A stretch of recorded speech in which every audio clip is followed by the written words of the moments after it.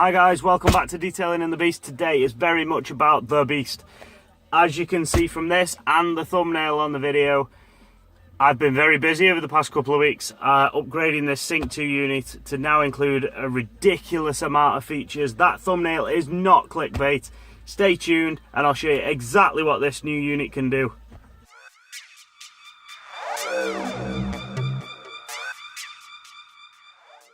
So the Sync 2 unit is exactly the same as it was before. We have the navigation, we have the Bluetooth, the phone, etc. We have the climate, we have all the entertainment, so your DAB, your CD, your USB input, your Bluetooth audio, SD card line in. All of that still works. All the connections down underneath in the dash, so you're talking about the USB sockets, the line in, all of that still works. Everything is as was. But now what we have is the information button there. If we press that, we have an extra menu. Now, I'll go through these in order, but I'll start by mentioning that the yellow box at the top has now changed from your mobile phone menu to a sync menu, and what that allows us to do is go back to the standard menu. Okay, so we've got the standard sync menu. We'll go back in. So now we've got a navigation option, which is also up here. Now this is as well as the standard navigation on the Ford Ranger or the Sync 2 unit. This will work with any Sync 2 unit. And this navigation is a separate software, so we can put another memory card into the interface unit, and that will take, it's a micro SD, and that will take any WinCE navigation software. There are a number of them around, paid and free. And what that allows us to do is to get a navigation software that A, isn't tied to Ford in any way, shape or form, and B, is to use a navigation software that is, you know, some of the open source ones. We can add in things like up-to-date traffic cameras, more in detail points of interest. We can get hold of international maps a lot easier, more up-to-date maps, and all of that sort of good stuff, okay? I'm not sure whether I'm going to use that yet, but I am looking into a couple of options for WinCE maps. I'm going to get one. I'm going to put it on there. As to whether I choose it over the Ford is you know, it's my choice. It's negligible, but we will see. Then we have Obd Info. Now this unit connects directly into the CAN system on the Ranger, and you can see, for instance, you've got gear, temperature, the parking brake, as in the handbrake, engine RPM, and speed. I haven't used that yet, but it's a nice little feature to have. We then go back to the menu. We have music. Now this is as well as what you have on the standard sync unit, but this will allow you to put in a external USB hard drive up to, I think it was, a terabyte in size, which is just silly amounts of music, okay? But on top of that, I haven't plumbed anything in yet, but we've got a USB stick in here now. We've got an equalizer now, which you don't get on the sync unit. So you've got a custom button, or you can choose various presets. If we go back, we now have, I'm going to skip video for a second. We have a HDMI input. So we're going to show you stuff like connecting in an Amazon Fire Stick. We can then use the phone's tethered 4G connection to get data. So for the Fire TV stick, what I've done is I've just connected it to the HDMI in the glove box, powered it from a USB, and then you go to HDMI in the menu here, and it'll give you this video option. And then we've got an Amazon Fire Stick. So we've got all the features that come on a Fire Stick. You know, you've got the video streaming, we've got side-loaded apps. There's a couple on there for allowing us to get any film, any TV show. That would be TTV. We have the BBC iPlayer, we've got Downloader, we've got ITV Hub, we've got Netflix, Prime Video, all of these things, YouTube, we've got games on there, we've got a TV player, we've got a CCTV app so I can connect back to my home CCTV. There is absolutely everything on here. Now I am using this via the Amazon Fire TV remote. It's probably not something you'd use all the time, I get that.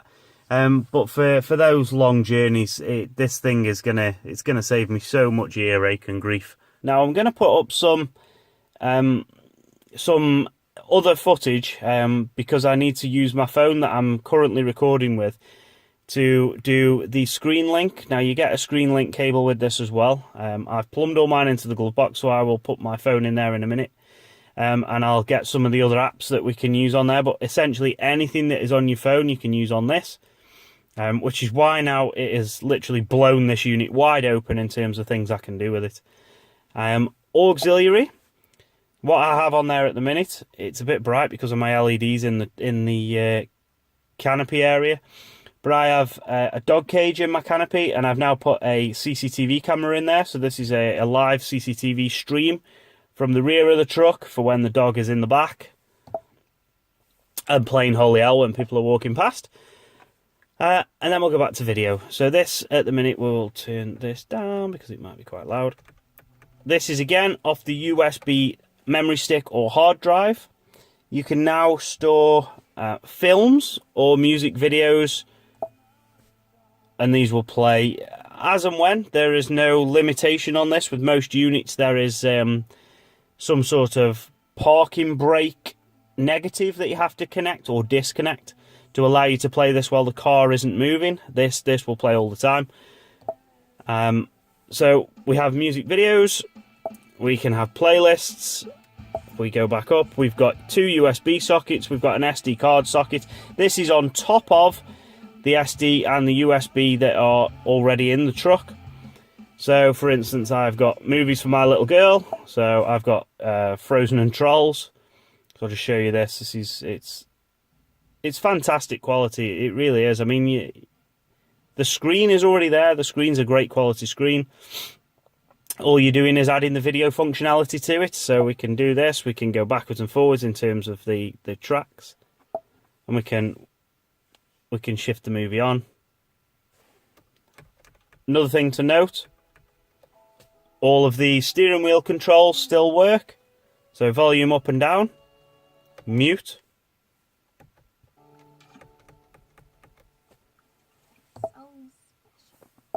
Now I've also got a output on this as well that I'm going to use to connect to the rear screens that I've got. So I've got screens in the headrests for rear passengers, and there is an output on that to mirror what's on here. I am considering using that. And there's also an option for another camera, another reversing camera.